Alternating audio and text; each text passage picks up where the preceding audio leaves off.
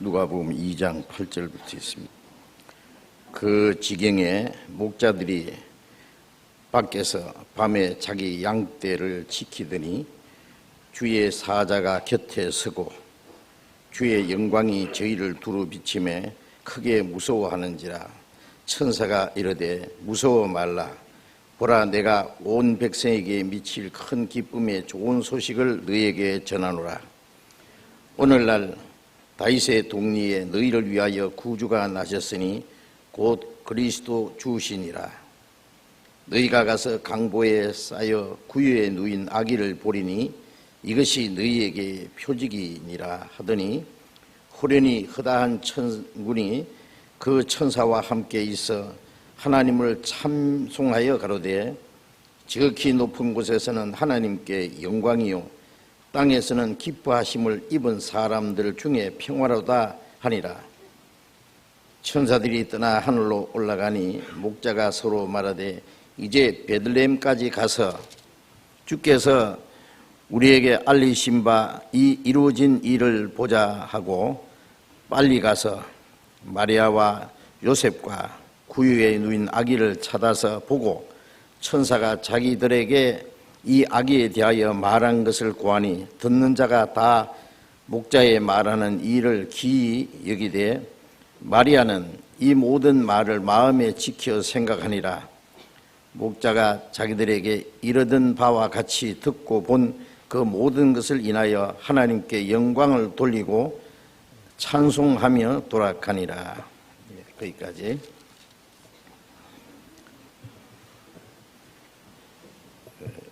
오늘이 12월 25일,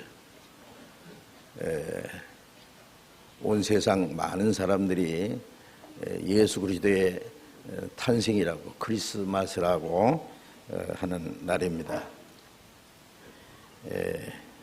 물론 12월 25일은 예수님이 탄생하신 그날은 아닙니다.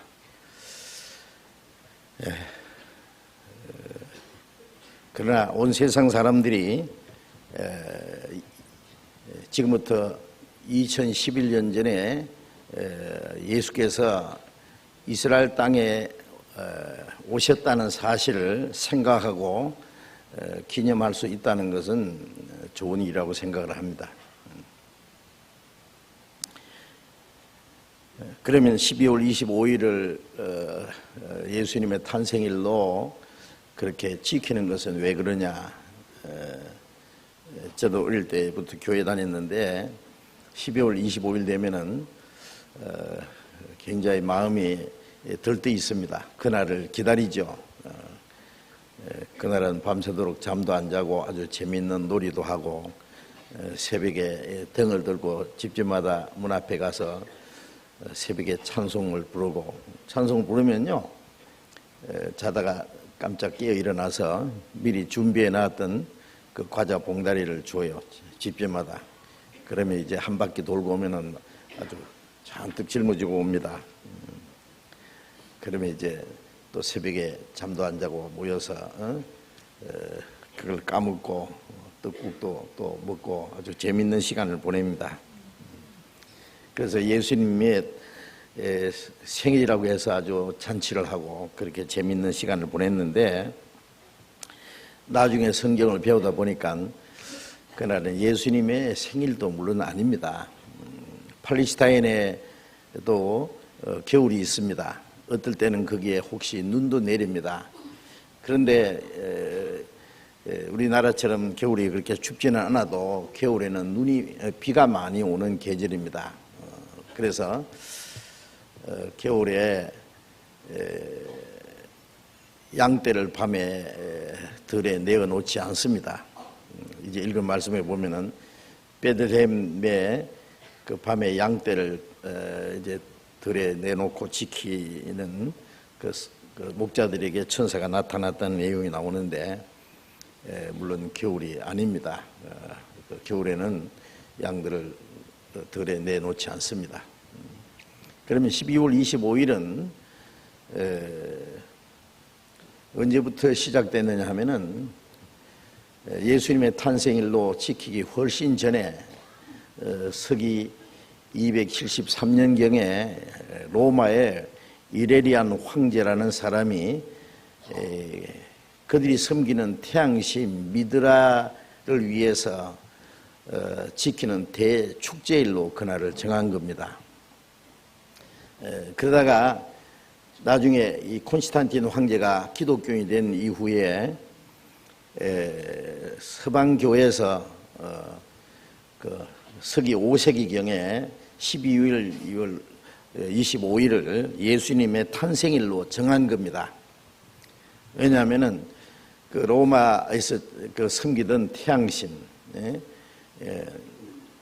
그들의 최고의 신으로 섬겼는데, 성경에 보니까 예수님도 돋는 해와 같아서 어둠의 사망의 그늘에 앉은 자들에게 비쳤다, 그런 말씀들이 있거든요. 예수님도 해다, 태양이다. 그래서 그 동지가 지나고 바로 이제 낮이 조금씩 길어지잖아요. 그래서 태양의 탄일로 정해가지고 지키던 것을 예수님의 탄생일로 정했던 겁니다. 생각하면 이건 이교적인 그 풍습에서 들어온 기 때문에 기분은 별로 안 좋습니다. 해피려면 왜 태양신의 탄일을, 태양신을 섬기는 대축제일을 예수님의 탄생일로 정했을까? 그렇기 때문에 우리가 그걸 사람들에게 이 얘기를 해줘야 됩니다. 뭐 예수님의 이 세상에 오신 그날을 기념한다고 하는 것은 괜찮지만은 탄생이라고 하는 것은 옳지 않다는 걸 말해줘야 됩니다. 제가 지난 주간에 그 홍콩에 가서 전도 집회를 했는데, 이제 홍콩에 잠깐 그 밤에 나가 봤더니요, 곳곳에요, 그 크리스마스 추리를 엄청나게 해놓고, 뭐 산타클로스 할아버지 뭐 별별 장치를 해놓고, 그냥 가는 데마다 이 크리스마스 그 송이 울리는 겁니다. 예? 그 기쁘다고 좋으셨네도 들리고, 고요한 밤 거룩함도 들리고, 노엘도 들리고. 예? 그런데 가만히 보면 그 사람들 예수님과 아무 상관없는 사람들이 장사하기 위해서요, 예? 장사 속을 하는 거예요. 그래서 예수님을 이용해 가지고 괜히 들떠서 돌아다니는 사람들, 장사하는 사람들. 그래서 이게 뭔가 크게 잘못됐다는 것도 생각을 합니다. 기억하시죠?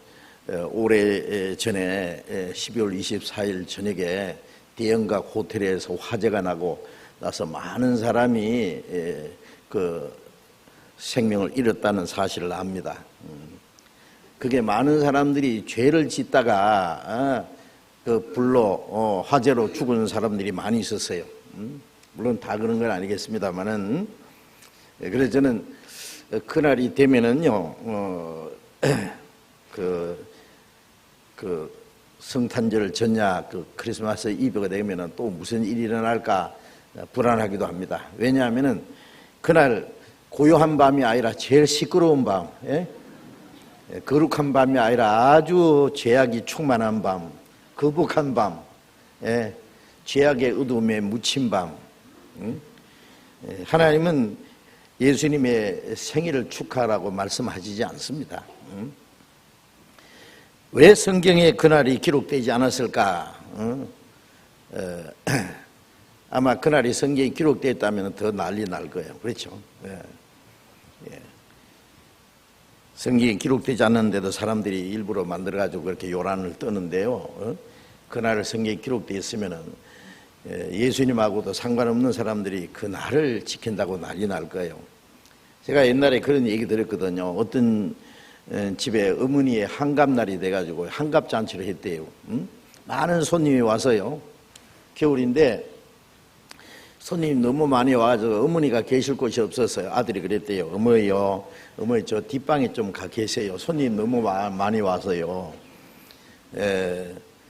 그래서 오냐 그래라 하고 이제 뒷방에 계시는데, 거기는 불도 안 들어가고 추워가지고 쥐들이 우글우글 왔다 갔다 하고요. 그래서 밤새도록 어머니는 그 뒷방에 앉아 달달달달달달 떨다가 강신이 들어서 돌아가셨대요.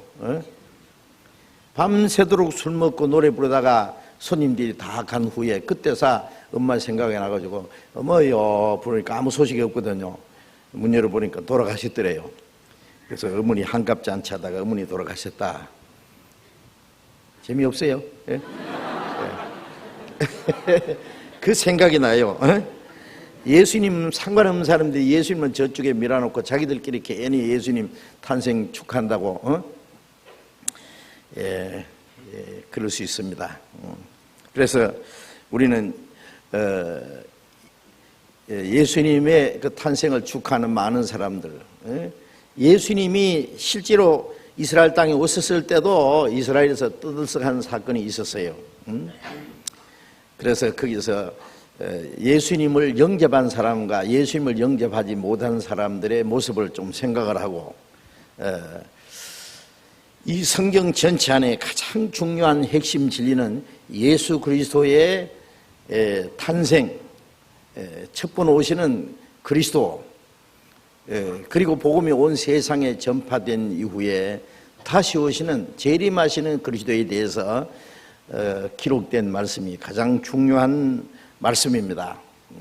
초림하시는 그리스도, 재림하시는 그리스도, 지금부터 꼭 2011년 전에 이스라엘 땅에 오신 예수님은 온 세상 죄를 그 몸에 짊어지고 죄와 죽음과 심판과 영원한 멸망을 받을 죄인들을 구원하기 위해서 속죄 제물로 십자가에 죽으시기 위해서 오신 예수님, 인간의 죄를 대속하시고 사망의 권세를 깨치고 부활하심으로 우리에게 영원한 생명과 하나님의 나라에 들어갈 수 있는 소망을 주시고 믿을 수 있는 증거를 주시기 위해서 오신 예수님, 이 복음이 온 세상에 전파되면은 주님이 다시 오신다고 약속하셨기 때문에 다시 오실 예수님은 구원받은 성도를 데리러 오시고 구원받지 않는 자를 심판하시러 오실 예수님입니다. 그래서 그 문제를 우리가 잠깐 생각해 보는 것이 필요합니다. 그래서 우리 구원받은 그리스도인들은 이미 예수님이 십자가에 죽으시고 그 피를 흘려서 우리의 죄를 대속하시고 그리고 사망의 권세를 깨치고 부활하신 예수님, 우리에게 영원한 생명과 소망을 주신 주님, 그 은혜를 깨닫고 구원을 받은 사람들은 다시 오시는 예수님은 우리의 최대의 소망입니다. 우리 구원받은 사람들의 소망은 뭐예요? 주님이 다시 오신다. 그래서 매일같이 다시 오실 주님을 사모하고 기다립니다. 그런데 주님이 다시 오시는 그날은 구원받지 않는 사람에게는 가장 무서운 심판과 저주와 영원한 멸망을 받는 날이 될 겁니다. 예수님이 이 땅에 오신 그날을 역사의 시작으로 정했잖아요. 2011년이라는 것은 뭐 인류 역사가 2011년 됐다는 말은 아니잖아요. 예수님이 오신 때를 왜 역사의 새로운 시작으로 정했느냐? 그 이전을 역사정이라고 일단 싹 무시하는 거예요. 진짜 역사는 예수님이 오신 때부터 새로 시작했다는 뜻입니다. 왜? 예수님이 오시지 않았으면 인간이 무엇인지, 인간의 존재 가치가 뭔지, 소망이 뭔지, 삶의 목적이 무엇인지 아무것도 모를 뻔했습니다. 그러나 예수님이, 하나님이 사람의 형상을 이 땅에 입고 이 땅에 오신 것은 사람이 하나님의 형상을 닮았기 때문입니다. 사람이 하나님의 형상을 닮았다는 것은 그 영혼을 말하는 거죠. 창세기 1장 27절에 하나님이 모든 것을 다 창조하시고 마지막에 사람을 자기 형상대로 창조하셨다고 했습니다. 하나님의 형상대로 창조함 받았다는 우리의 영혼을 말합니다. 하나님처럼 영원히 살 수 있는 그 신령한 존재로 만드셨단 말이에요. 사람 속에 하나님의 형상이 없으면 하나님이 사람의 형상을 입고 오시지 않습니다. 네? 왜 하나님이 사람의 형상을 입고 오셨느냐? 하나님이 사람의 형상을 입고 오셨다는 건 육체를 입고 오셨다는 말입니다. 사람을 다시 하나님의 형상을 입혀주시고 하나님의 생명을 주시고 하나님의 나라로 끌어올리기 위해서, 왜 예수님이 바로 그 영광스러운 보좌를 버리고 이 낮고 천한 세상에 오셨느냐? 이 낮고 천한 죄인을 구원해서 하나님의 영광으로 끌어올리기 위해서입니다. 그래서 히브리서 2장 10절에 보면은 많은 아들을 이끌어 영광에 들어가게 하시는 이를 위해서 그리스도께서 고난을 받게 하셨다 그랬습니다. 하나님의 미리 죽어서 많은 열매를 맺는 것처럼 하나님의 독생자가 이 땅에 떠져서 하나님의 일처럼 죽어서 많은 아들을 탄생시켜서 하나님의 영광에 끌어올리기 위해서입니다. 그가 의인으로서 죄인처럼 되신 것은 죄인을 의인처럼 만들기 위해서입니다. 그가 영원한 영생하시는 그분이 연약한 육체를 입고 죽음을 당하신 것은 이 죽을 인간을 구원해서 영생을 주시기 위해서입니다. 그래서 고린도후서 8장 9절에 그가 부요하신 자로서 너희를 위해서 가난하게 되신 것은 그의 가난함을 인하여 너희로 부요케 하려 함이라.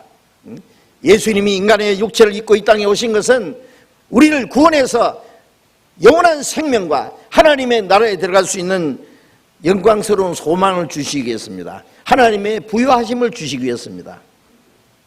그런데 이제 주님이 약속하신 대로 복음은 온 세상에 전파되었고 이제 다시 오실 주님 다시 오실 날이 너무나 가까운 때에 우리가 살고 있습니다. 주님이 다시 오실 때 어떤 일이 일어날 거냐, 그런 문제를 잠깐 생각해 봐야 됩니다. 약 2000년 전에 이스라엘 땅에 오신 예수님을 생각하면서 생일 축하하는 것보다는 다시 오실 예수님을 맞이할 준비를 해야 된다 그 말이에요.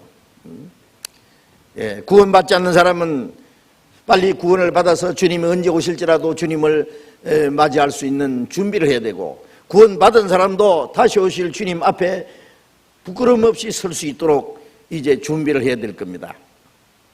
그래서 어떤 사람이 주님을 맞이할 수 있을까, 그런 것을 생각해 봐야 되겠습니다. 그래서 주님의 재림을 기다리는 그리스도인들은 어떠한 자세로 주님을 기다리고 있어야 될 것인가 하는 것을 생각해 봐야 되겠습니다.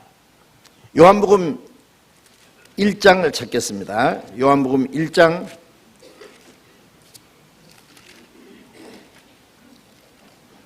11절 12절. 요한복음 1장 11절 12절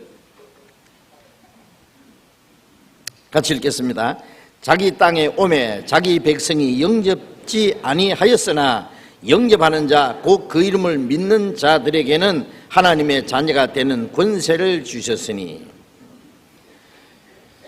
이스라엘 땅은 하나님이 특별히 그 백성에게 약속하신 땅입니다. 그리고 이스라엘 백성은 하나님이 선택하신 민족입니다. 그러나 자기 땅에 오매 자기 백성이, 이스라엘 백성이 그를 영접지 않았다.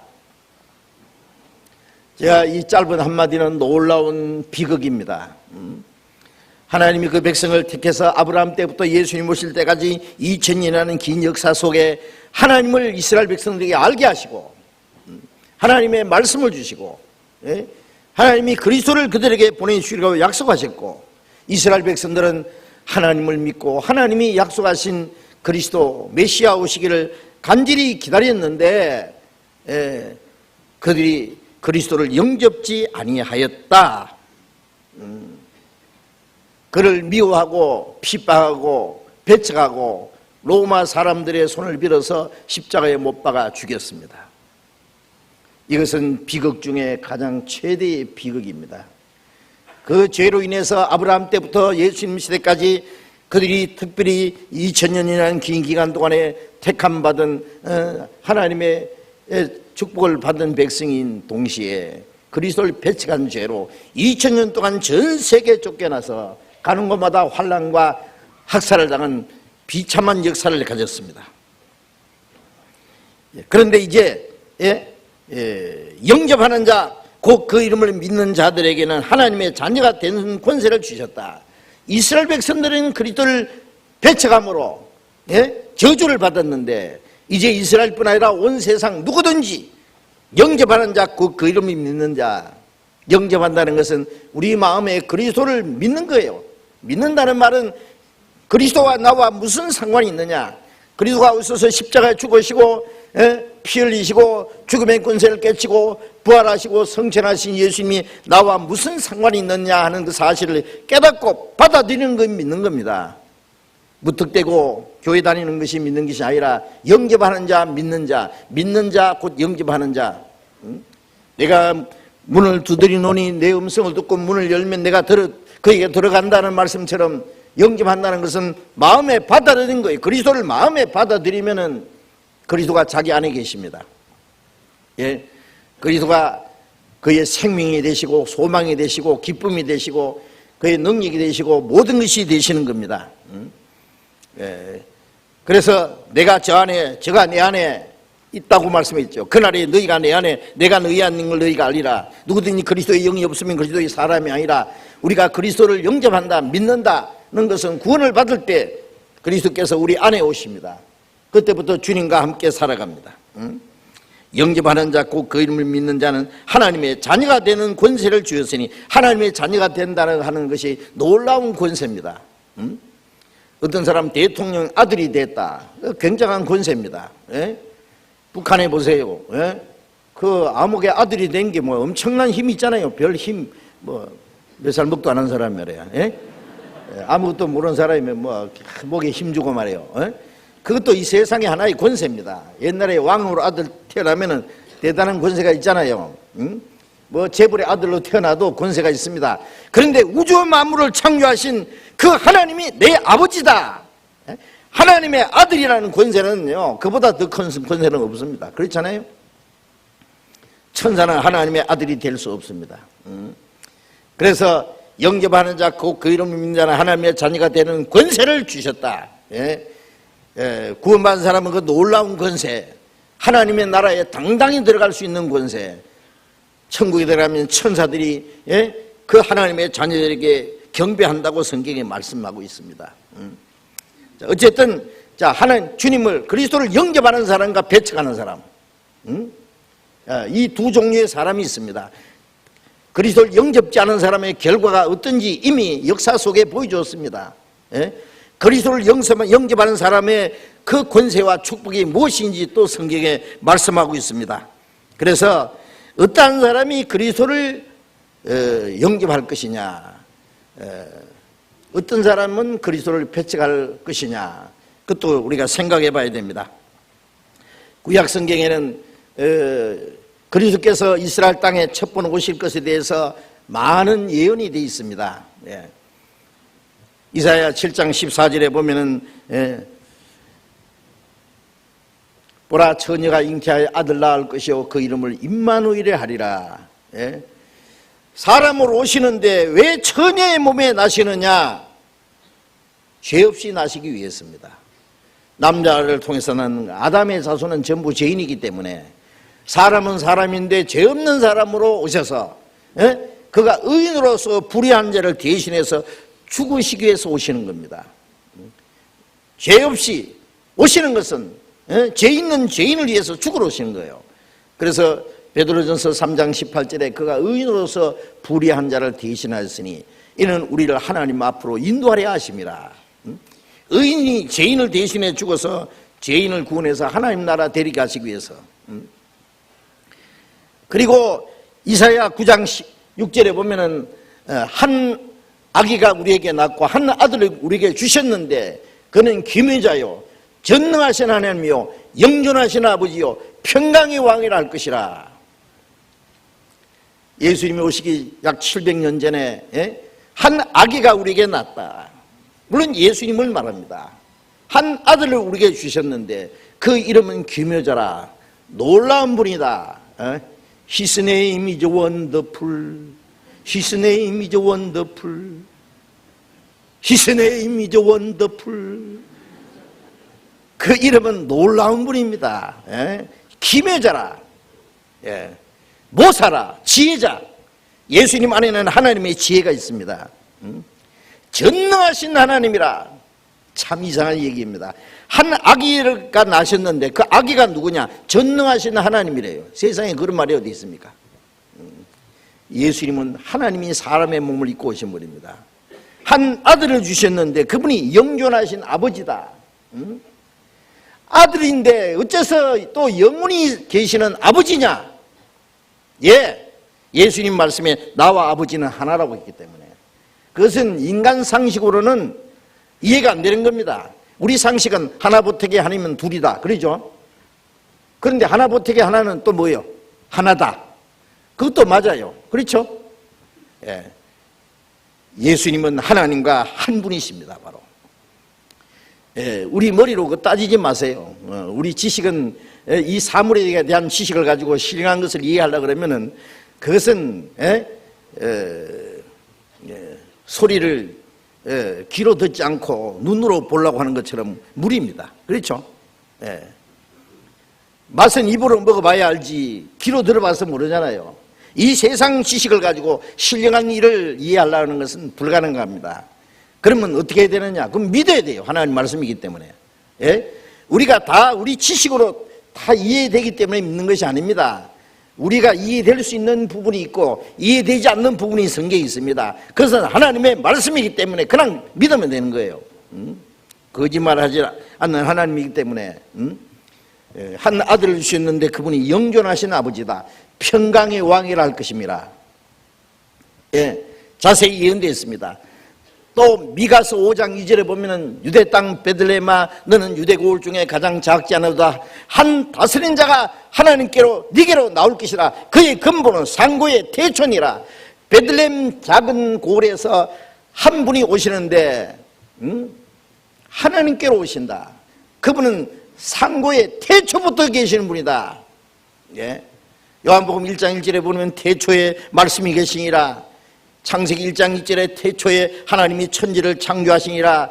천지 창조되기 전에 태초부터 계시는 그분이 베들레헴에 오신다. 약속이 되어 있습니다.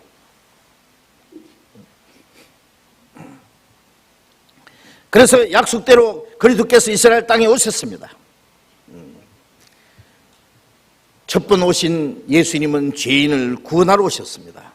그래서 디모데전서 1장 15절에 모든 사람이 받을 만한 이 말이요 그리스도 예수께서 죄인을 구원하러 이 세상에 임하셨다 하였도다. 예수님은 죄인을 구원하시려고 이 땅에 오셨습니다.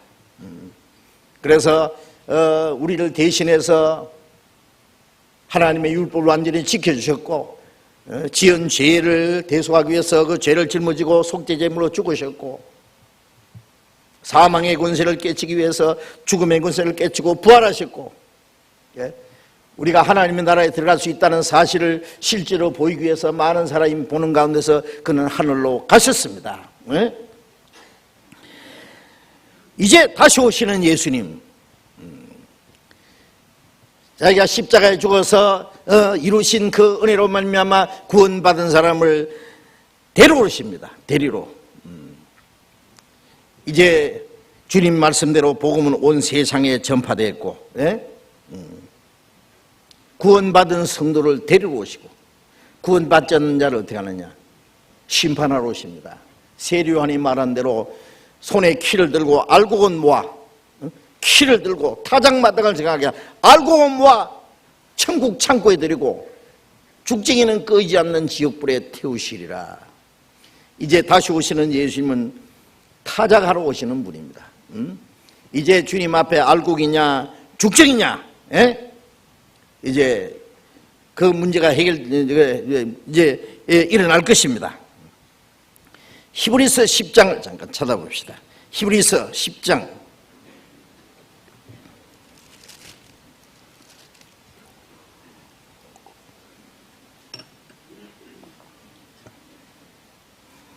히브리서 10장 37절 보겠습니다. 10장 37절 같이 읽겠습니다. 잠시 잠깐 후면은 오시리가 오시리니 지체하지 아니하시리라.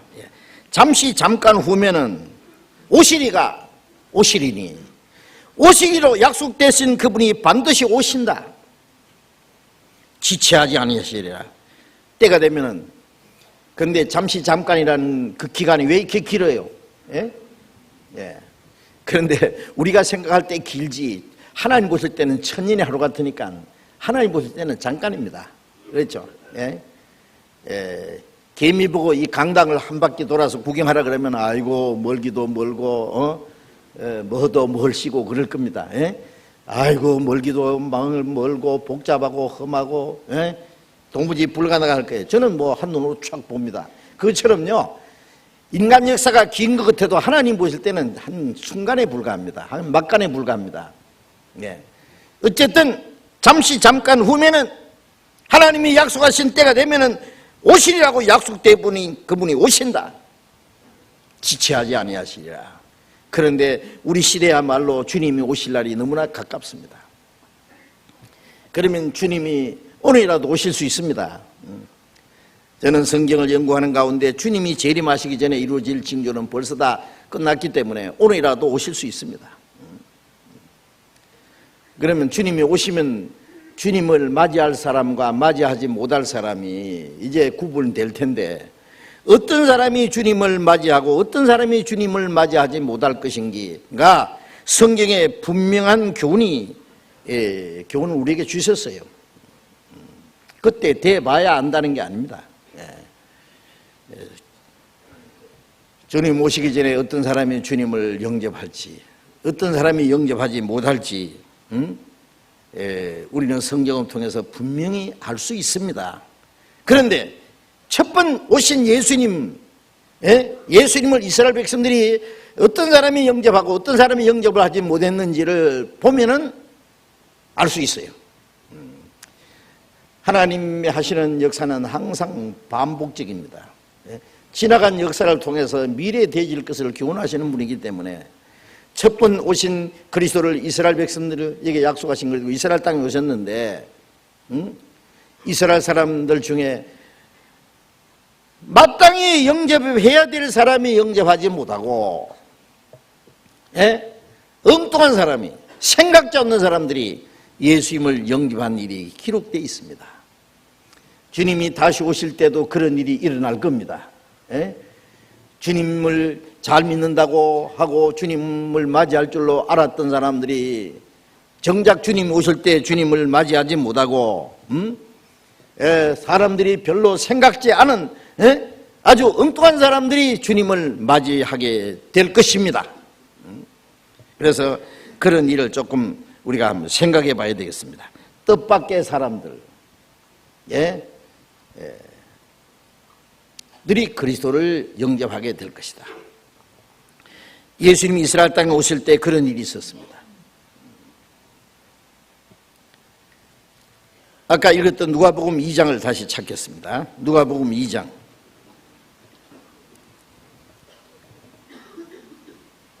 누가복음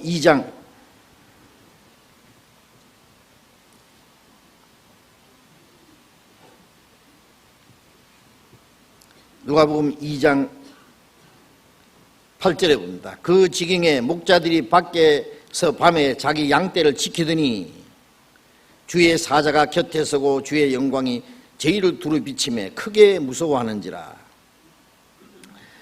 자, 잘 아시는 말씀이죠. 이스라엘 베들레헴에 예루살렘에서 얼마 떨어진 곳입니다. 그게 베들레헴에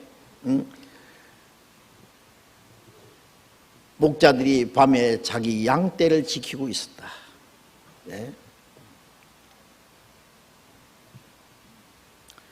그런데 천사들이 나타났습니다. 그 누가복음 2장 1절부터 보면은 로마 카이사 악수도 황제가 천하의 모든 사람들에게 영을 내려서 다 각기 고향으로 가서 호적을 하라 했다고 말이죠. 그런데 마리아는 벌써 잉태를 했고 마리아와 약혼한 요셉의 고향이 베들레헴이었습니다.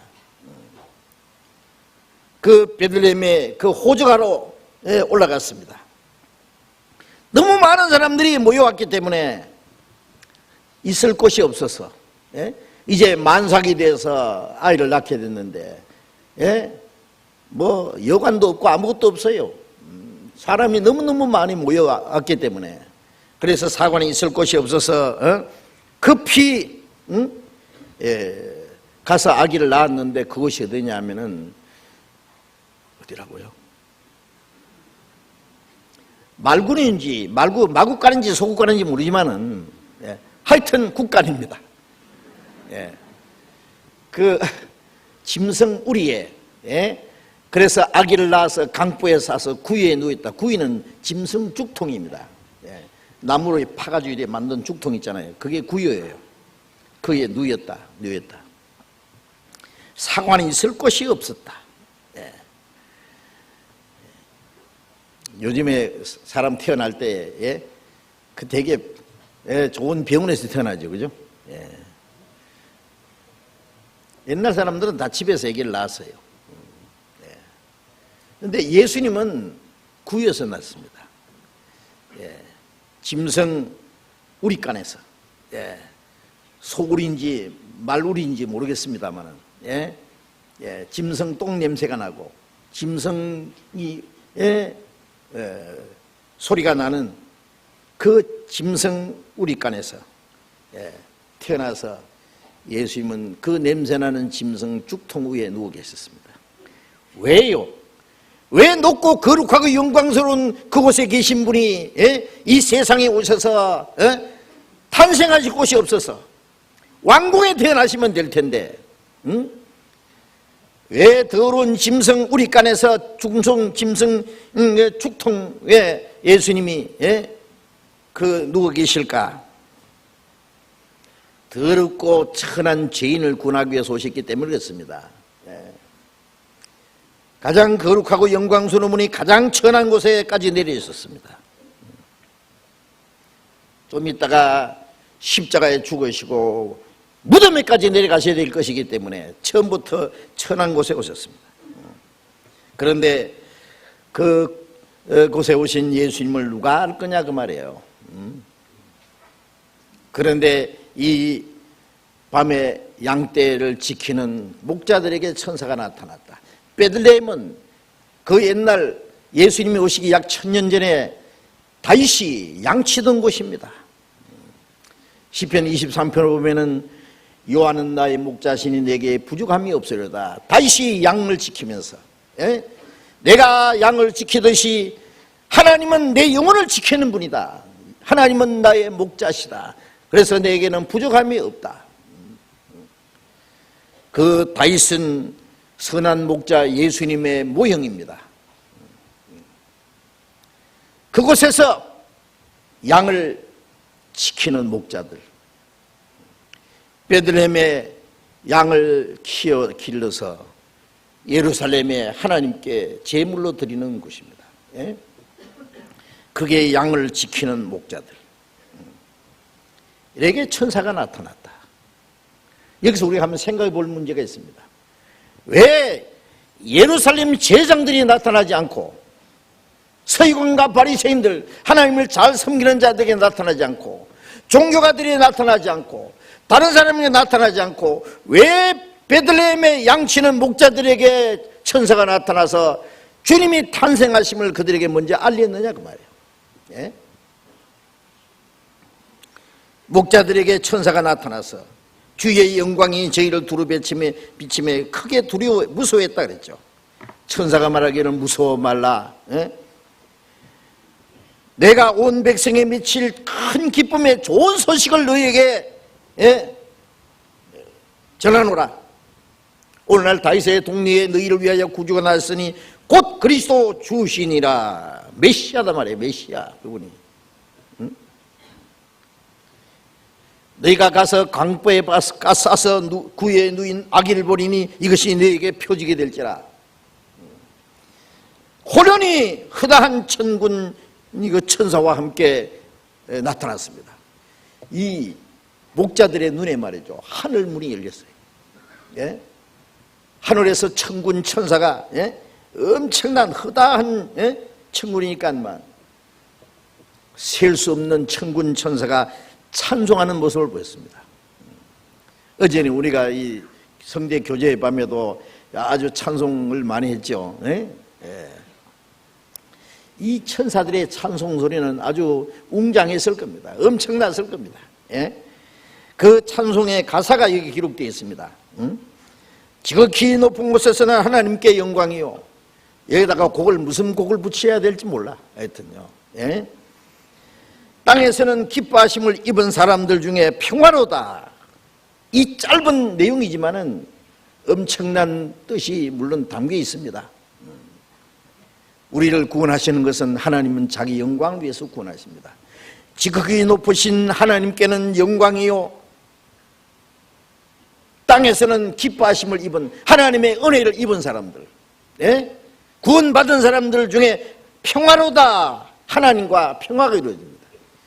죄인들은 하나님을 배반하고 하나님 대신에 마귀를 따랐고, 예? 하나님과 원수가 됐습니다. 하나님의 진노와 심판을 받을 사람이었습니다.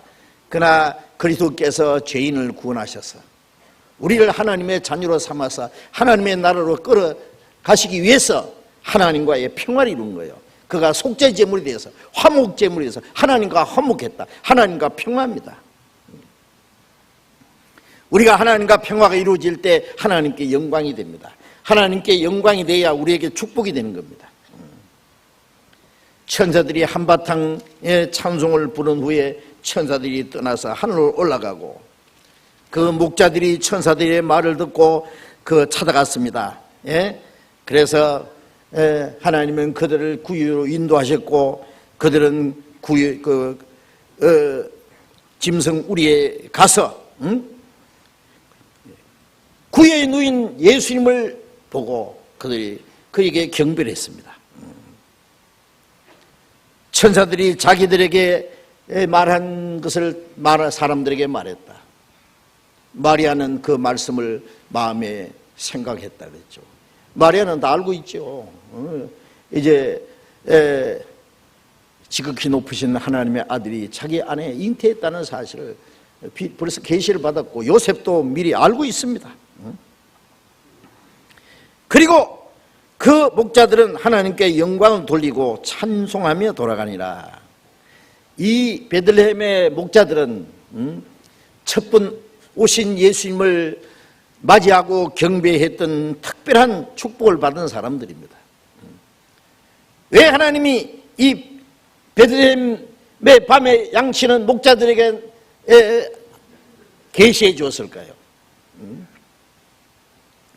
여기는 아주 중요한 내용이 담겨 있다고 생각합니다. 베들레헴에는 다윗이 양치던 곳, 다윗은 선한 목자 예수님의 모습입니다.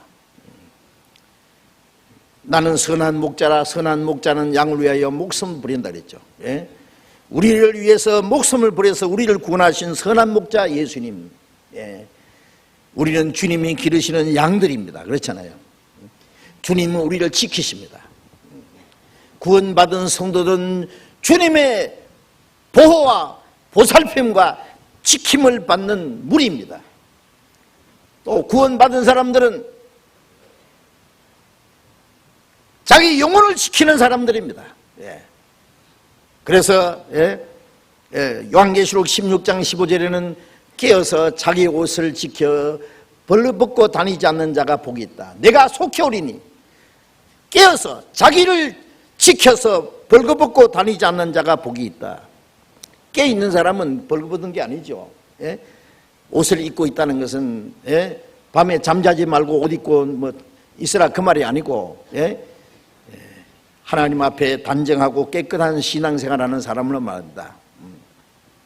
그리고 유다서 21절에 보면은 거룩한 사랑으로 자기를 지키라 그래서 말씀이 있습니다. 구원받은 성도들은 하나님의 거룩한 사랑 안에서 자기를 지키는 사람들. 야고보서 1장 27절에는 하나님 앞에 깨끗하고 더러움이 없는 경건은 세속에 물들지 아니하고 자기를 지키는 것이다. 그렇습니다. 세속에 물들지 않고 이 세상 죄에 물들지 않고 이 세상에서 구별돼서 자기를 지키는 사람들. 그리고 잠언 19장 16절에 보면은 계명을 지키는 자는 자기 영혼을 지키는 것이다 그랬습니다. 하나님의 말씀을 지키는 것이 바로 자기 영혼을 지키는 것이라고 그랬습니다. 물론 구원받은 사람들을 말합니다. 구원을 받은 사람들은 깨어서 이 세속에 물들지 않고 하나님 면에서 경건한 마음으로 자기를 지키며 주님을 섬기는 사람들.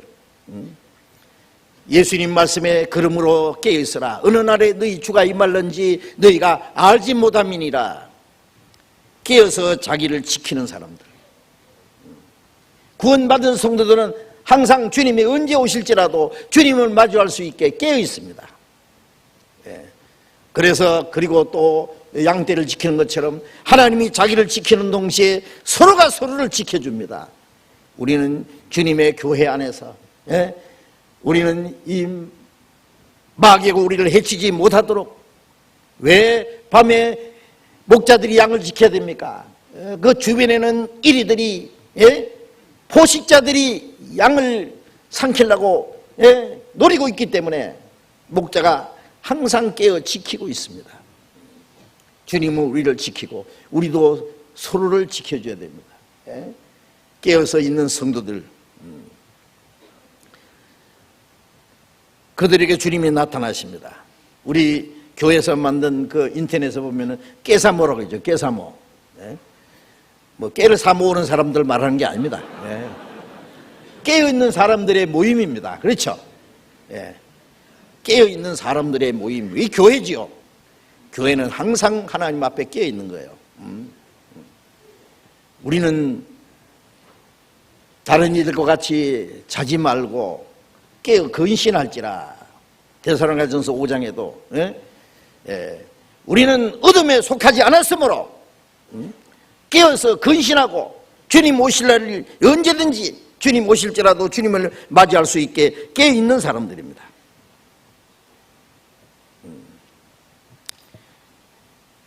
그런데 하나님이 어떤 사람에게는 나타나고 어떤 사람은 나타나지 않아요.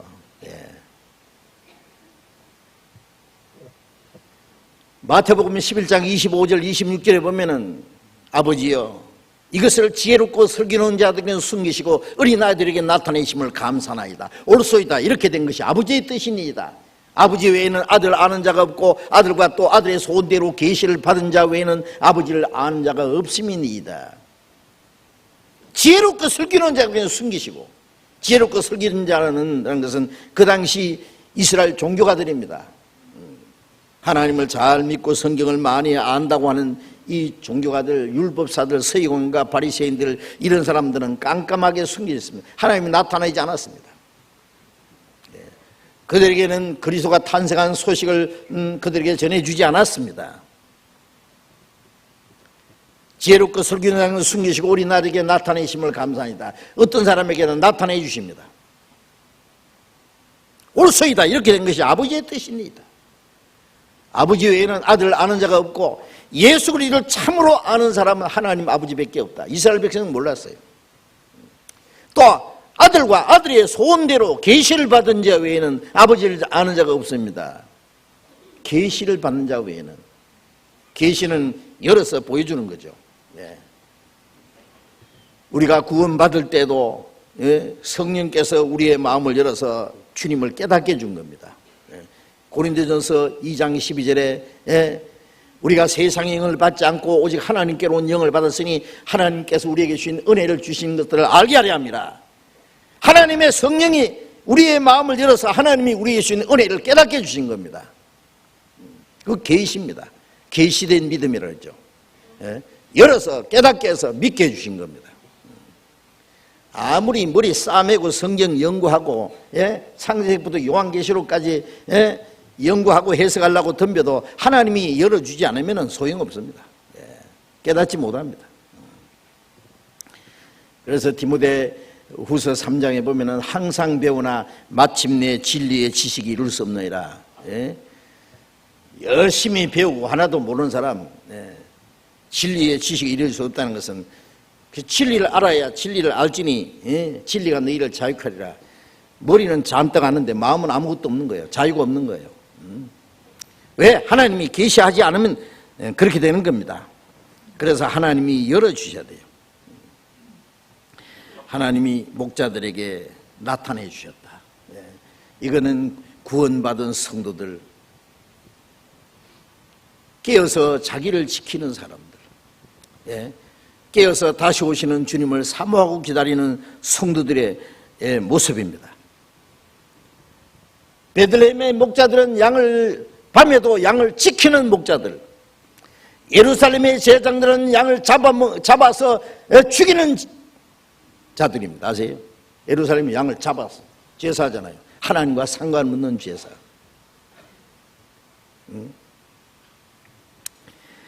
에스겔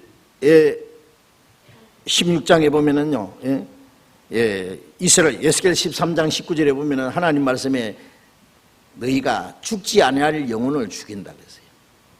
살 수 있는 영혼을 죽여요. 에스겔 34장 1절부터 보면은 에스겔 선지자에게 말하기를, 인자야 너는 이스라엘의 목자들을 처소에 연하르기를, 이 목자들이 양떼를 먹이지 아니고 자기를 먹이고 양을 잡아서 털을 입고 기름을 짜서 먹으면서 내 양은 먹이지 않았다. 내 양을 돌보지 않았다. 내 양들은 들에서 헤매고 이리에 밥이 되고 있는데 그들이 내 양을 찾지 않고 오직 그들을 강포로 다스렸도다. 양이 뭡니까? 사람의 영혼입니다. 교인들을 끌어모아 가지고 종교적인 생활을 가르치고 종교 사업을 하고 그러면서 그들의 영혼은 먹이지 않는 겁니다. 천국 문을 닫고 자기도 못 들어가고 남도 못 들어가고 남의 영혼도 죽이고 자기 영혼도 죽게 하는 자들. 그렇죠? 자세히 보세요. 예수님 당시의 종교가들이 그랬습니다. 예루살렘 안에 엄청난 성전을 만들어 놓고 제사를 하고 율법을 지킨다고 자랑하지만은 그들은 양을 잡아 죽이는 종교가들이었습니다. 영혼을 죽이는 자들이었습니다. 살 수 있는 영혼을 죽이고 양은 먹이지 않고 양을 잡아먹는 목자들. 성경에 얼마나 자세히 그런 말씀이 기록되어 있습니까?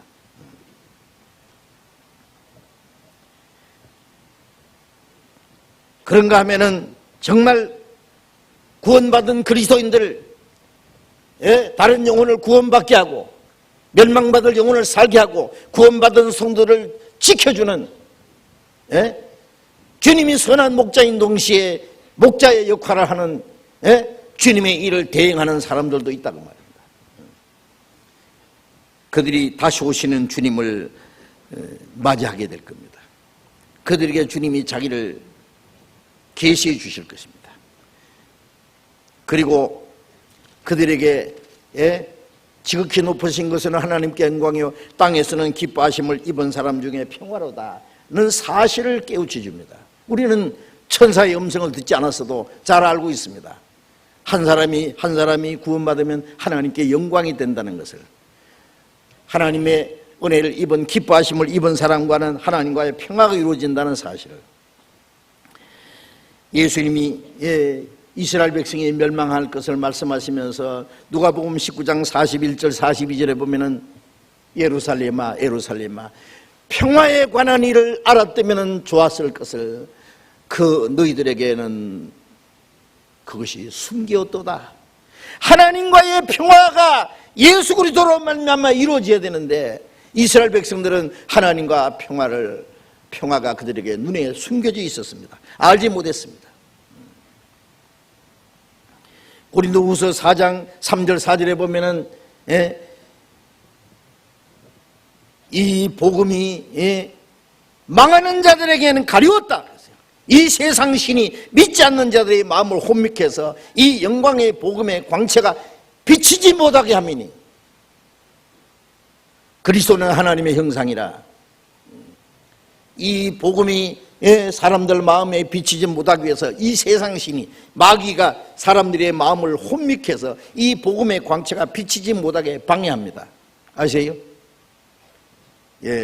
이 복음이 가려운 자들은 망하는 자들이라. 망하는 자들에게 가려운 것이라. 이 복음의 광채가 그 영혼 속에 비치지 못하는 자들은 망하는 자들입니다. 그런데 왜 비치지 못하느냐? 마귀가, 이 세상 신이 마치 이 자유 소리가 저 북한의 철의 장막에 그걸 전파되지 못하도록 전파 방해한다 그러잖아요. 이 복음이 사람들 영혼 속에 비치지 못하게 마귀가 사람들의 마음을 혼미해서 복음을 비치지 못하게 합니다. 동시에 복음을 전하면은 그것이 못된 것이라고 아주 비난하고 핍박합니다. 제가 이번에 홍콩에 가서 전도 집회하는데요.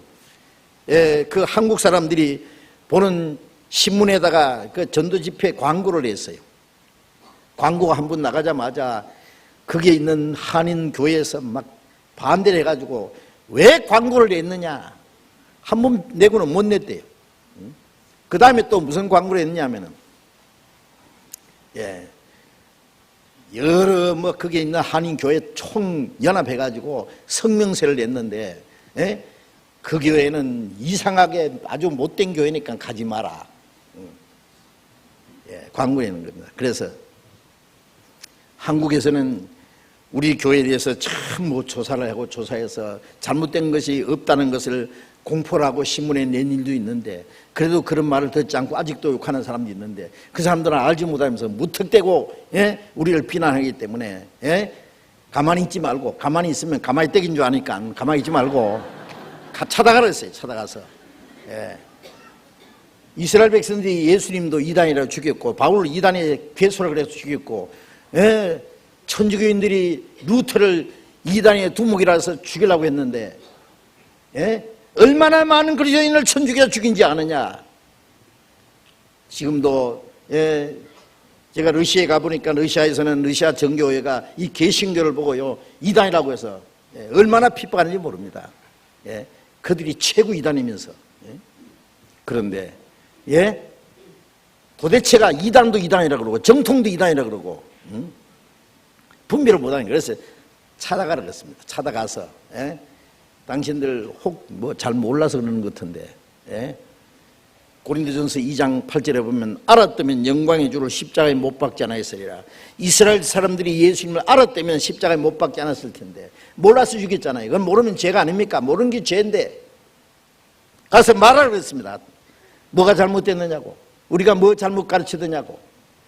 우리는 예수 그리스도의 십자가 죽으심과 흘리신 피로 말미암아 죄 사함 받고 하나님의 은혜로만 구원받고, 구원받은 후에 성경대로 순종해야 되고 성경 말씀대로 살아야만 하나님 나라에 들어갈 수 있는 확실한 믿음이라고 가르치는데 뭐가 잘못됐냐고. 우리 설교 내용이 인터넷에 있고 자세히 나와 있고 책에도 있고 찾아내라고. 만일 그걸 찾아내지 않고 당신들이 무조건 욕을 하고 비난한다면은 거짓 증인으로 하나님 앞에 서게 될 것이고, 그게 하나님 앞에 심판을 받을 테니까 답을 주라고. 그 답을 얻을 때까지 말하라 그랬습니다. 그렇습니다. 우리는 이제 가만히 있지 않을 겁니다. 우리가 이 종교적으로 정치적으로 특별한 지역 외에는 우리가 전도하다가 감옥에 들어간다든지 전도하다가 목을 잘리는 일은 없습니다. 그러니까 우리가 가만히 있을 필요 없어요. 우리도 담대히 증거해야 됩니다. 어쨌든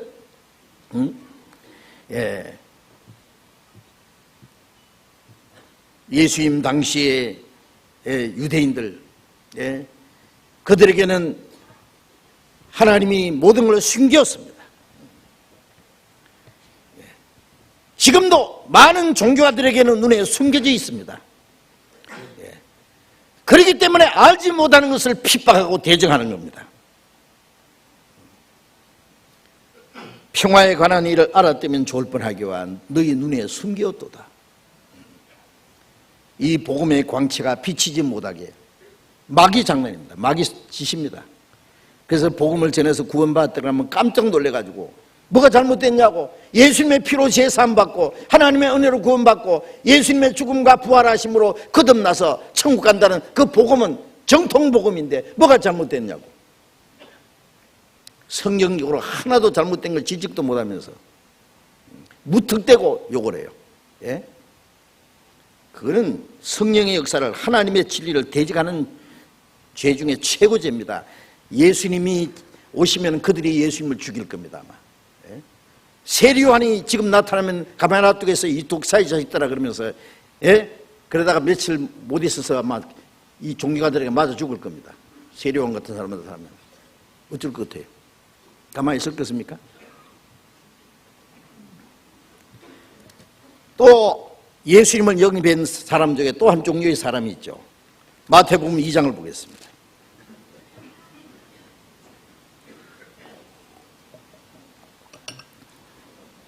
마태복음 2장 1절부터 읽겠습니다. 헤롯 왕 때에 예수께서 유대 베들레헴에서 나심에 동방으로부터 박사들이 예루살렘에 이르러 말하되 유대인의 왕으로 나시니가 어디 계시뇨? 우리가 동방에서 그의 별을 보고 그에게 경배하러 왔노라 하니 헤롯 왕과 온 예루살렘이 듣고 소동한지라. 왕이 모든 대상과 백성의 서기관들을 모아 그리스도가 어디서 나겠느냐 물으니 가로되 유대 베들레헴에 오니 이는 선지자로 이렇게 기록된 바 또 유대 땅 베들레헴아 너는 유대 고을 중에 가장 작지 아니하도다. 네게 산 다스리는 자가 나와서 내 백성 이스라엘의 목자가 되리라 하였음이니이다. 이에 헤롯이 가만히 박사들을 불러 별이 났다는 때를 자세히 묻고 베들레헴으로 보내며 이르되 가서 아기에 대하여 자세히 알아보고 찾거든 내게 구하여 나도 가서 그에게 경배하게 하라. 박사들이 왕의 말을 듣고 갈새 동방에서 보던 그 별이 문득 앞서 인도하여 가다가 아기 있는 곳 위에 머물러 섰는지라. 저희가 별을 보고 가장 크게 기뻐하고 기뻐하더라. 집에 들어가 아기와 그 모친 마리아와 함께 있는 것을 보고 엎드려 아기께 경배하고 보배합을 열어 황금과 유황과 모략을 예물로 드리니라. 꿈에 헤롯에게로 돌아가지 말라 시시하심을 받아 다른 길로 고국에 돌아가니라. 여러분 이 말씀 보면 어떻습니까? 엉뚱한 일 아닙니까? 예? 저 멀리 동방 그러면요, 그 당시에는요 어느 쪽이냐면은요 별을 연구하던 바벨론과 페르시아입니다. 예. 천문학이 많이 발달되었습니다. 별을 연구하는 천문학자들 박사들이 그랬으니까. 예? 그런데 그게 밑에 성경 밑에 박사 그런 거 밑에 보면 점성자들이었어요. 점성자들. 예, 뭐 별을 보고 점치는 사람들이 아니라 천문학자들입니다. 별을 보고 징조를 찾는 사람. 별을 보고 점을 치는 페르시아 왕자. 모르겠어요. 하여튼요. 그 바벨론이나 옛날 페르시아나 다 같은 겁니다. 다 한. 예, 지금 이라크와 이란. 거기입니다. 그런데 그들이 왜 유대인의 왕으로 나신 이를 왜 경배하러 왔느냐? 기원전 586년에 이스라엘 백성들이 하나님께 범죄해서 예루살렘 성전을 불질러버리고 몽땅 바벨론을 잡아가지고 70년 동안 포로 생활 안에 있었잖아요. 비록 포로 생활을 했지만은 그 기간 중에 이스라엘 백성들이 하나님을 증거할 수 있는 기회가 있었습니다. 다니엘의 세 친구 사드락 메삭 아벳느고는 바벨론 왕이 만드는 금신상 앞에 절을 할 수 없다고 했습니다. 우리는 천지를 창조하신 하나님 외에 어떤 우상에도 절할 수 없다. 절하지 않으면 풀무불 속에 집어 던진다 그래요. 그래도 절 안 한다. 우리를 풀무불 속에 던질지라도 하나님이 우리를 보호해 줄 것이고, 그리 아니하실지라도 불에 타죽도록 내버려 둘지라도 우리는 왕이 만든 신상에 절하지 않을 줄 아옵소서. 그러니까 왕이 화가 나가지고 막 꽁꽁 묶어서 막 풀무불을 막 7배나 더 뜨겁게 해가지고 막 집어 던져버렸어요. 너무 뜨거워가지고 던지던 사람도 타 죽어버렸어요. 그런데 가만히 보니까 불 속에 사람이 왔다 갔다 하거든. 하나 둘 셋 넷 야, 몇 사람 떴냐? 세 사람 떴죠. 근데 네 사람 걸어댕긴다. 근데 그 중에 한 사람은 하나님의 아들 같다. 누구겠어요? 예수님이 나타나신 거예요. 예? 느부갓네살 왕이 깜짝 놀래가지고 지극히 높으신 하나님의 아들 사드락 메삭 아벳느고야 나오너라. 그러니까요 푸른 불 속에서 걸어 나왔습니다. 예. 나오는데 뭐 머리도 거슬리지 않고 불탄 냄새도 없고 옷도 안 타고 멀쩡하게 왕이 그 앞에서 꼬꾸라해 버린 거예요. 이제부터 지극히 높으신 하나님의 종 사드락 메삭 아벳느고 하나님께 설만 행하는 자들은 그 집을 다 박살내고 그 집을 벤소로 만들 거다. 예. 예. 웃지 마세요. 기록되어 있어요. 성경에 그대로 다니엘서에 보면. 예. 그 다음에 또 무슨 사건이 있었어요. 다니엘이 왕의 모사가 돼가지고 왕을 돕고 있는데, 예? 이 바벨론의 이 참모들이 다니엘을 미워해가지고요, 다니엘을 없애보려고, 예. 다니엘이 하루에 3번씩 예루살렘 쪽으로 창문을 열어놓고 기도하거든요. 그래서 왕에게, 예, 모함했지요. 왕 외에 다른 신을 섬기는 자들이 있어서 이 나를 어지럽게 합니다. 예, 이제부터 왕 외에 다른 신에게 기도하는 자는 사자굴에 집어 던지도록 왕이 조서를 내려 주십시오. 왕이 그 뭐 내용도 모르고 그래 알아서 하라고 그래가지고 조서를 내려서 왕의 의인을 콱 찍었거든요. 이 다니엘을 죽이려고 한 거예요. 다니엘은 그 명령이 내린 줄 알면서도 두려워하지 않고, 예, 전에 하던 대로 예루살렘을 향해서 하루에 3번씩 하나님 이스라엘 민족을 속히 해방돼서 그 땅에 돌아가게 해주십시오. 계속 기도를 했어요. 잡았지요. 잡아가지고 어떻게 할까요? 예, 이 다니엘이 이 왕의 명령을 알고도 자기 신에게 기도를 하고 명령을 어겼는데, 왕도 자기가 명령을 한번 내리면 어떻게 할 수가 없는 거예요. 다니엘이 얼마나 훌륭한 사람인 걸 왕도 알아요. 할 수 없이 그래 어떻게 그 법은 변개할 수 없으니까 그래 사자의 밥으로 주어라 던지라. 이 왕이, 예, 다니엘을 사자굴에다 집어 던졌습니다. 그 신하들이. 밤새도록 왕은 잠을 못 자고 슬퍼했습니다. 예? 그리고 새벽에 가서 그 사자굴 앞에 가서 부르짖었습니다. 지극히 높으신 하나님의 종 다니엘아, 네가 섬기는 하나님이 너를 도와주시더냐? 다니엘이 예, 하나님이 도와주시고 말고요, 내가 죄가 없다는 것을 증거해 주었습니다. 그 굶주린 사자들이 다니엘 옆에 쭈그리고 앉아가지고요, 예, 아무도 한 놈도 못 덤비는 거예요. 하나님이 사자 입을 다 막아버린 거예요. 그 다니엘을 사자굴에서 끌어올렸습니다. 그리고 다니엘을 모함하는 사람들 잡아가지고 그냥 사자굴에 집어 던지자마자 떨어지기도 전에 막 박살내버렸어요. 다 뼈까지 우리들이가 먹었다 그랬잖아요, 성경에. 다니엘 보세요. 그러니까 왕이 다니엘 앞에 굴복을 한 거예요. 예. 이제부터 다니엘이 하나님에게 설만히 말하는 사람은 다 죽여버릴 거다 그냥. 예. 그래서 이 바벨론에서, 예, 이스라엘의 하나님을 믿는 믿음이 시작된 거예요. 아십니까? 예. 많은 사람들이 비록 바벨론은 이방 나라지만은 이스라엘의 하나님이 우주 만물을 창조하신 참 하나님이라는 것을 믿게 된 거예요.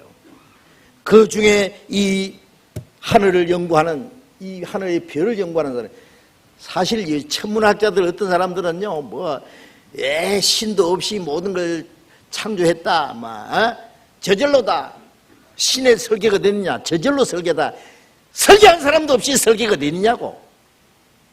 예. 이렇게 실체에 누워가지고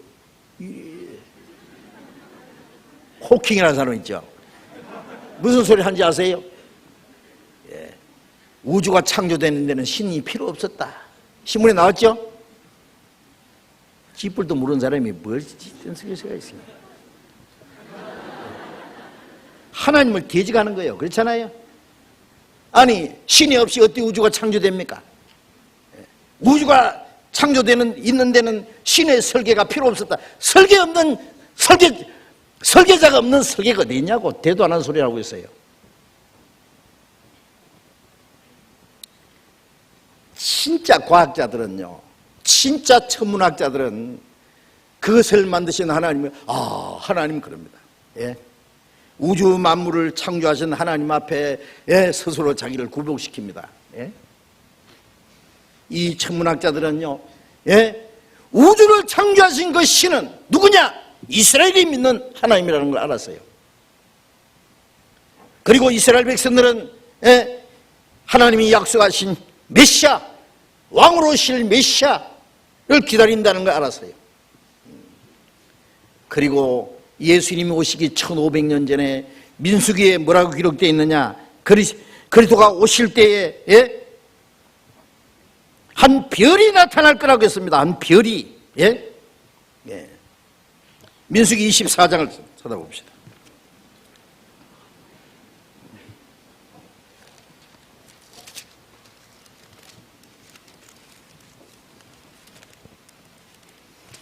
민수기 24장 17절.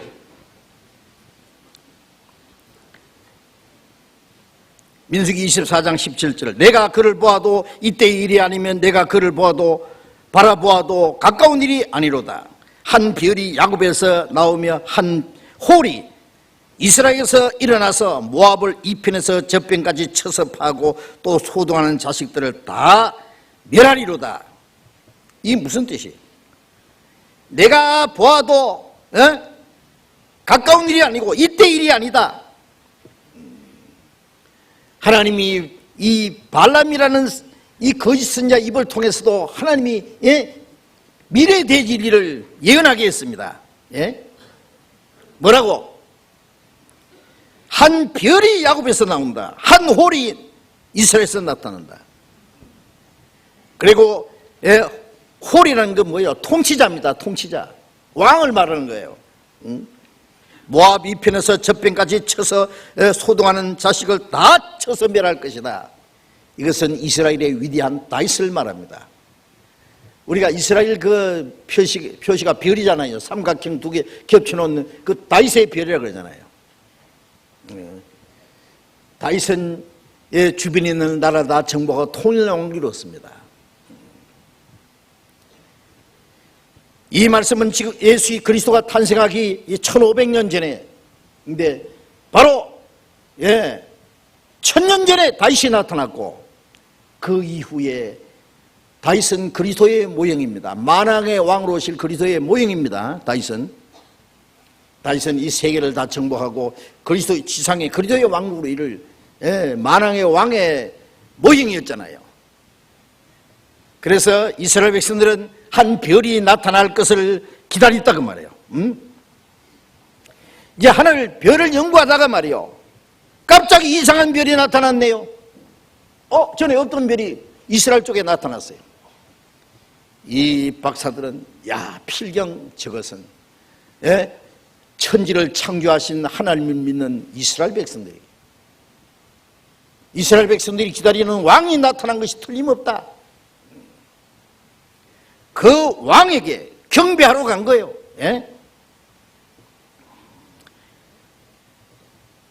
그런데 여기서 우리가 한번 생각해 볼 것이 있습니다. 이스라엘 상공에 나타난 큰 별이 나타났는데 왜 이스라엘 사람들 아무도 못 봤습니까? 왜 이스라엘 종교가들은 그것을 보지 못했습니까? 별이 나타나도 하나님이 보게 해줘야 보게 되는 거예요. 보게 해주셔야 봅니다. 이들은 별을 연구하면서 이스라엘의 하나님을 믿으면서 하나님의 약속하신 메시아 오기를 기다리는 사람입니다. 왕이 오시기를 기다리는 사람들입니다. 왕을 사모하고 기다린 그들에게 하나님이 그것을 보여주신 겁니다.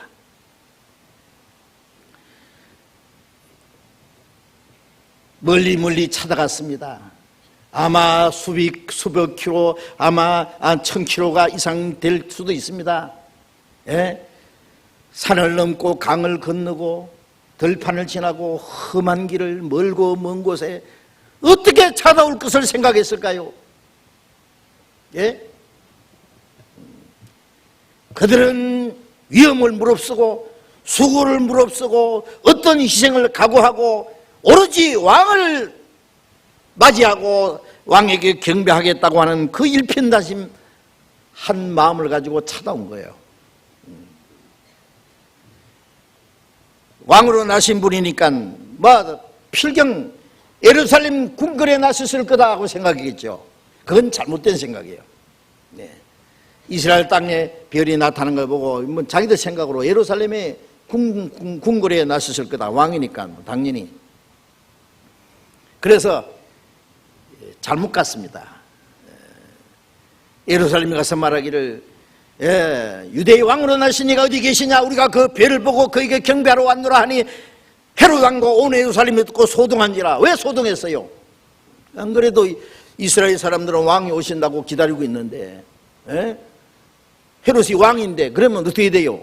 자기는 박살나잖아요. 그러니까 소동했고, 이스라엘 사람들은, 예루살렘 사람들은 왜 소동했느냐? 자기들이 왕이 왔다고 하니까 소동했죠. 그리고 제사장과 서기관들을 불렀습니다. 서기관들은 성경 박사들입니다.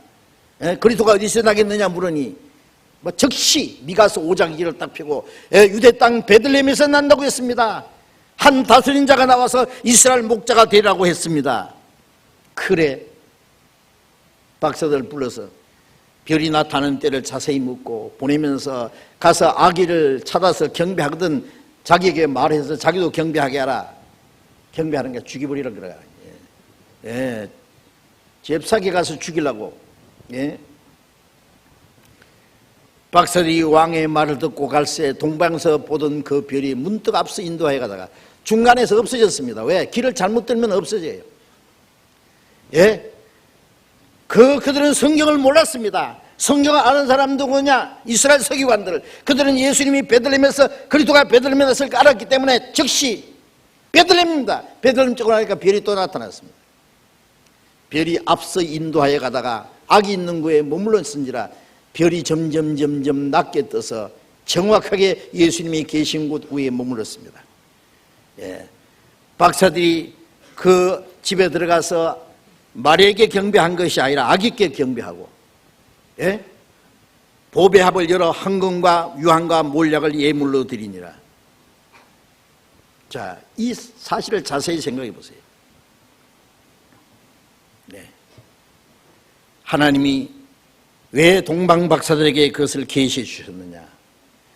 그들은 천지를 창조하신 하나님을 믿고 이스라엘 백성들에게 보냄하고 약속하신 왕을 기다렸던 사람입니다.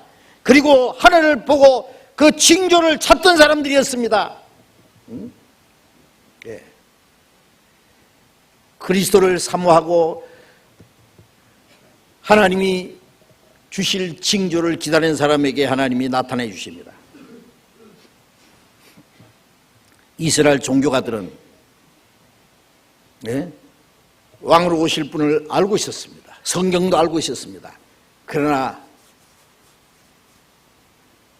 아무도 베들레헴에 가지 않았습니다. 이상하지 않아요? 어떻게 생각하세요?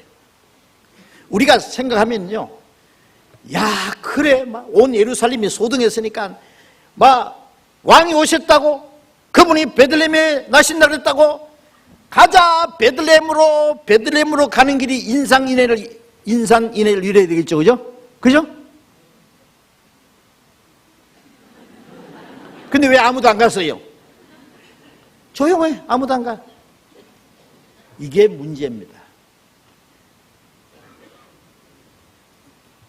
그들의 가진 지식은 죽은 지식입니다. 머리만 알지 꼼짝 안 해요.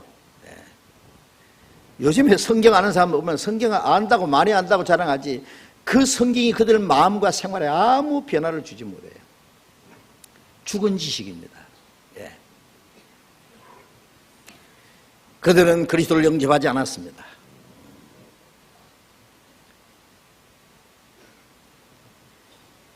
멀리서 온 이방인, 이 사람들이 그 정확하게 베들레헴에 가서, 예, 이때는 벌써 예수님이 탄생하고 나서 얼마의 시간이 걸렸습니다. 그렇기 때문에 구유는 아닙니다. 예. 동방박사들이 예수님께 경배하는 그 크리스마스 카드 보면은 여전히 구유에 누신 예수인데 아니에요. 그 동방에서 거기까지 오는 동안에 시간이 걸렸는데 그때까지 예수님이 계속 구유에 누워 계시겠어요? 그래? 집에 들어갔다 그랬죠. 집에 구유가 아니고. 예. 그 갓난 아기에게 무릎을 꿇고 경배를 했다. 왕으로 경배한 거예요. 황금은 영광의 왕에게 바치는 예물입니다. 예. 유향은 제장들이 하나님께 제사할 때 드리는 겁니다. 몰약은 썩지 않도록 몸에 바르는 겁니다. 예수님의 생명의 주님이십니다. 예수님을 만왕의 왕으로, 영광의 주님으로, 제사장으로, 우리를 위한 하나님께 드리는 제사장으로, 우리를 구원하는 생명의 주님으로 영접한 겁니다. 자기들의 가장 귀하고 귀한 보배를 예수님께 드린 겁니다. 드려서 경배한 겁니다. 뭘 말합니까? 예, 그리스도를 사모하는 사람들, 주님을 영접하고 주님을 경배하기 위해서 자기의 수고도 위험도 어떤 희생도 마다하지 않고 오로지 그리스도를 경배하고자 하는 일편단심으로 찾아온 사람들, 자기들의 가장 귀한 것을 주님께 바쳐서 경배하는 사람들, 처음에는 성경을 잘 몰라서 예루살렘을 갔지만은 예수님을 경배한 후에는 성령의 지시함을 받아 예루살렘을 가지 말고 다른 길로 가라고, 진리를 배반하는 사람의 말을 순종치 않고 하나님의 말씀에 순종하는 사람들의 모습입니다. 이게 누굽니까? 그리스도인의 모습입니다. 누가 다시 오시는 주님을 맞이할까요? 주님 다시 오심을 간절히 사모하는 사람들, 물론 구원받은 사람입니다. 히브리서 9장 28절에 보면은 죄와 상관없이 자기를 바라는 자들에게 두 번째 나타나시리라. 죄와 상관없이는 죄의 사함을 받았기 때문에 죄와 상관없이 우리를 데리러 오시는 주님을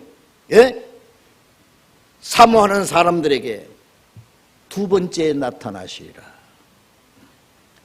디모데후서 4장에 바울 사도는 말하기를 이제 나를 위하여 의의 멸관에 예비했으니 나만 아니라 주의 나타나심을 사모하는 모든 자에게 줄 것이니라. 주의 나타나심을 사모하는 사람들이 있습니다. 누굽니까? 거듭난 사람들. 이 세상 사람들은 이 세상 천년만년 살기 원하지 주님 다시 오실 걸 사모하지 않아요. 그리스도인들은 땅에 소망이 없다는 걸 압니다. 이 땅에 영원히 살 곳이 아니라는 걸 압니다. 우리의 소망은 꼭 하늘에 있습니다. 이제. 우리의 시민권은 하늘에 있는지라 거기로서 구원한 자고 예수 그리스도를 기다리노니. 빌립보서 3장 20절에 그렇습니다. 우리는 다시 오시는 예수님을 사모합니다. 그것이 우리의 마지막 소망입니다. 그리고 우리의 시간과 우리의 물질과 우리의 수고와 우리의 생명까지 모든 걸 바쳐서 마음을 다하고 뜻을 다하고 힘을 다해서 주님을 사랑하고 주님을 섬길 수 있는 사람들, 주님이 우리를 구원하기 위해서 자기 생명을 바쳤는데 우리가 뭘 못 바치겠어요? 모든 걸 다 바쳐서 주님을 섬기며 주님을 경배하는 사람들, 그 사람들이 주님을 맞이할 수 있을 겁니다. 베들레헴의 목자들은 가장 가까운 데 있는 사람들, 저 동방박사들은 가장 멀리 있는 사람들, 가까운 데 사람들은 유대인들, 멀리 있는 사람들은 이방인들, 베들레헴 목자들은 가난한 자들, 무식한 사람들. 그 당시에 목자들은 무식한 사람들입니다. 천한 직업을 가진 사람들입니다. 저 동방박사들은 유식한 사람들, 부자들입니다. 그렇죠? 권세 있는 사람들입니다. 가까운 데 있는 자나 먼 데 있는 자나, 유대인이나 이방인이나 유식한 사람이나 무식한 사람이나 가난한 사람이나 부자나 동일하게 그리스도를 영접할 수 있는 사람은 주님의 계시를 받은 사람들이라는 사실입니다. 주님의 계시를 받은 사람들이 주님을, 다시 오시는 주님을 맞이할 수 있을 겁니다. 주님 오시기 전에 계시가 있습니다. 무슨 계시? 별이 나타납니다. 별이. 베드로후서 1장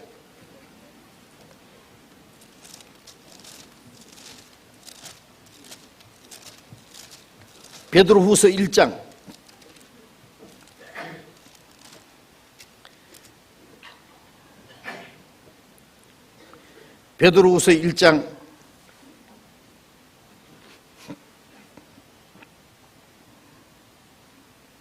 1장 16절 보겠습니다. 우리 주 예수 그리스도의 능력과 강림하심을 너에게 알게 한 것이 공교히 만든 이 얘기를 좇은 것이 아니요 우리는 그의 크신 위엄을 친히 본 자라. 이 베드로는 주님의 능력과 강림하심을 알게 한 것은 주님이 재림하신다는 사실은 공교히 지어낸 얘기가 아니다. 우리는 그의 크신 위엄을 친히 본 자다. 주님이 재림하시는 광경을 친히 봤다. 언제요? 주님이 재림하시지도 않았는데 마태복음 17장에 보면은 예수님께서 제자들에게 미리 말씀하셨죠. 요한복음 마태복음 16장 끝에 보면은 여기 섰는 사람 중에 죽기 중에 인자가 왕권을 가지고 오는 자를 볼 자가 있다 그랬죠. 12 제자 중에 베드로, 야고보, 요한 세 사람에게 예수님이 보여줬잖아요. 높은 산 위에서 예수님의 모습이 변화돼 가지고 얼굴이 해같이 빛나고 옷이 눈과 같이 휘어졌고 갑자기 모세와 엘리야가 나타났잖아요. 그게 예수님 재림하시는 광경입니다. 예. 모세는 죽었다 살아난 사람의 대표, 엘리야는 산채로 들림받은 사람의 대표. 주님 재림하실 때 죽었다 살아난 그리스도인, 살아서 들려 올라갈 것인데 주님과 함께 나타날 것을 미리 보여준 거예요. 우리는 주님의 강림하시는 것을 친히 본 자다. 예고편으로 보여줬어요. 예? 17절 지극히 큰 영광 중에 이러한 소리가 그에게 나기를 이는 내 사랑하는 아들이요 내 기뻐하는 자라 하실 때에 제가 하나님 아버지께 존귀와 영광을 받으셨느니라. 이 소리는 우리가 저와 함께 거룩한 산에 있을 때 하늘로서 나옴을 들은 것이라. 마태복음 17장 내용이잖아요.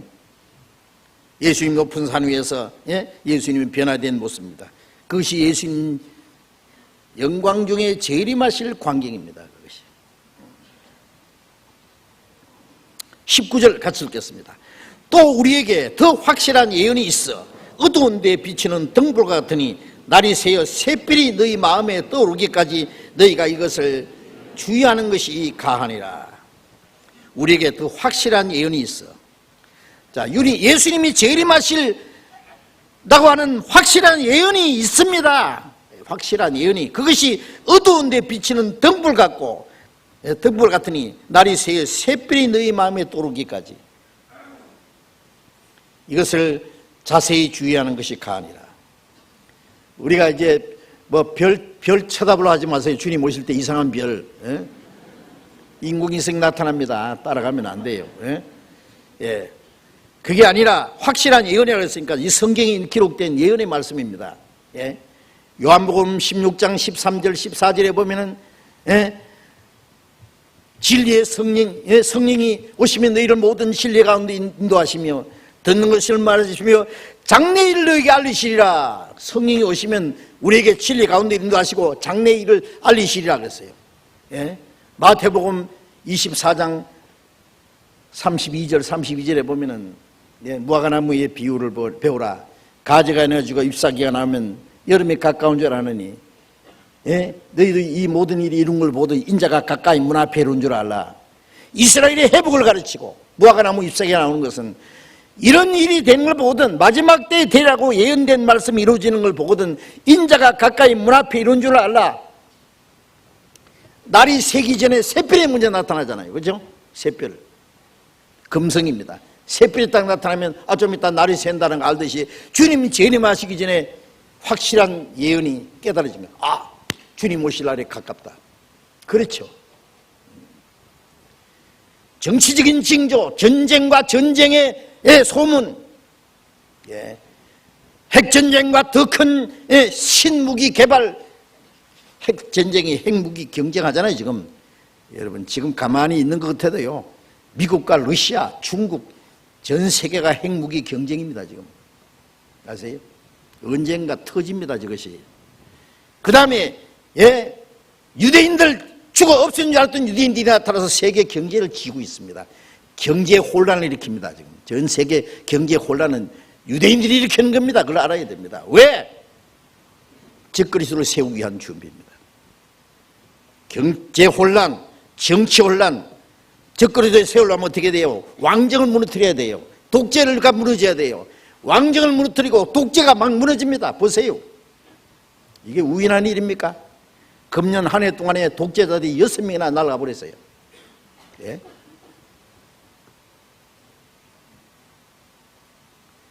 좀 있으면 적그리스도가 나타납니다.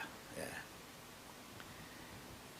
자인계에서는 처처의 기근과 지진과 언역이 있으리라.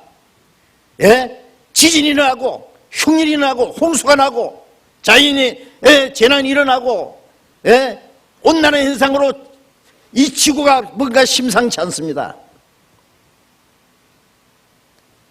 주님 오실 날이 너무나 가까웠습니다. 아세요? 복음은 온 세계에 전파됐습니다. 복음이 온 세계에 전파되면 그제야 끝이리라. 만물의 마지막에 가까워서니 너희는 정신을 차리고 근신하여 기도하라. 만물의 마지막에 가깝고 주님 다시 오실 날이 가깝습니다. 우리는 정말 살아서 주님을 맞이할 수 있는 시대에 삽니다. 예?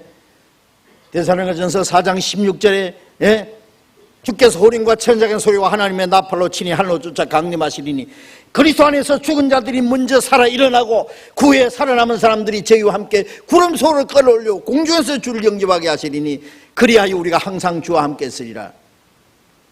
은혜 시대에 죽었던 사람들은 살아 부활하고 썩지 않는 몸으로 살아나고 우리는 산채로 변화돼서 주님을 맞이하게 될 겁니다. 그러므로 여러 말로 서로 위로하라. 너희는 주의 강림하시기까지 길이 참으라. 주님 우리 오실 날이 너무나 가까웠습니다. 우리는 주님을 맞이하기 위해서 마음과 이 모든 것을 단정하게 해야 됩니다. 베드로후서 3장에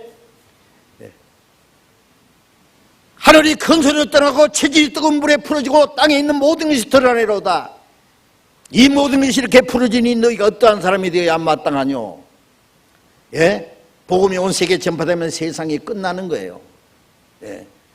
어떠한 사람이 되어야 마땅하뇨? 거룩한 행실과 경건함으로 하나님의 날이 임하기를 바라보고 간절히 사모하라. 거룩한 행실과 경건함으로, 경건하는 건 주님을 섬기는 마음입니다. 하나님의 날이 임하기를, 주님 오실 날이 이르기를 바라보고 간절히 사모하라. 그날에 하늘이 큰 소리로 떠나가고 체질인 뜨거운 불에 녹아지리니와 우리는 그의 약속대로 의에 거하는 바 새 하늘과 새 땅을 바라보도다. 그러므로 너희는 점도 없고 흠도 없고 책망할 것이 없이 그 앞에 나타나기를 기다리라. 그렇죠? 우리는 점도 없고 책망받을 것이 없이 주님 앞에 설 수 있기를 기다려야 됩니다. 너희도 그들과 그 영광 중에 주님과 함께 나타나리라. 주님 영광 중에 나타날 때 우리도 주님 앞에 나타날 것이기 때문에 요한일서 3장 2절 3절에 주님이 나타내심이 되면 우리가 그와 같을 줄 아는 것은 그에 계신 그대로 볼 것이냐면 이 낮고 천한 몸이 주님과 같이 영광스러운 몸으로 신령한 몸으로 변화될 것이다. 주를 향하여 이 소망을 가진 자마다 그의 깨끗하심 같아 자기를 깨끗하게 하느니라. 주님 다시 오실 날을 사모하면서 주님과 같이 거룩하게 영광스럽게 될 소망을 가진 사람들은 주님의 깨끗하심 같이 자기를 깨끗하게 해야 됩니다. 주님 깨끗하게 하려면 어떻게 해야 돼요? 이 세상 죄를 멀리 해야 돼요. 요한계시록 19장에 어린 양의 신부가 예비되었으니 이 빛나고 깨끗한 세마포 옷을 입었다. 이는 성도들의 옳은 행실이라. 우리는 만왕의 왕으로 오실 그리스도를 맞이할 신부들입니다. 빛나고 깨끗한 세마포 옷을 입고 주님을 맞이할 준비해야 됩니다. 많은 종교가들이 거듭나지 못한 종교가들, 막연히 종교생활하는 사람들은 다시 오시는 예수님을 영접하지 못할 겁니다. 거듭난 그리스도인들, 사람이 거듭나지 않으면 하나님 나라를 볼 수 없느니라. 거듭난 그리스도인들, 깨어있는 성도들, 다시 오시는 주님을 사모하는 사람들, 주님을 사모하고 자기의 마음과 힘과 모든 걸 다 들여서 주님을 섬기고 주님을 따르는 사람들. 요한복음 12장에 사람이 나를 섬기려면 나를 따르라. 나를 섬기는 자는 나 있는 곳에 나를 섬기는 자도 거기 있으리니. 그렇습니다. 예? 주님을 섬기고 주님을 따르는 사람들이 주님 오실 때 주님과 함께 거기에 설 겁니다. 우리는 그 소망을 흔들지 말고 굳게 서서 다시 오시는 주님을 사모하고 기다려야 되겠습니다. 우리에게 주어진 시간이 너무 빨리 지나갑니다. 그렇지 않습니까? 우리 처음 믿을 때보다 우리의 구원이 주님을 맞이할 그날이 너무 가깝습니다. 우리는 깨어서 정신을 차리고 우리의 마음이 세상에 헛된 것에 빼앗기지 않도록 해야 되겠습니다. 그래서 깨어서 양떼를 지키던 목자들처럼 동방에서부터 예수님을 왕을 맞이하기 위해서 먼 길을 찾아온 박사들처럼, 그리고 주님께 자기를 모든 걸 바쳐서 경배하는 그 동방 박사들처럼 우리도 주님을 사모하고 주님을 섬길 때에 다시 오시는 주님을 영접할 수 있을 겁니다.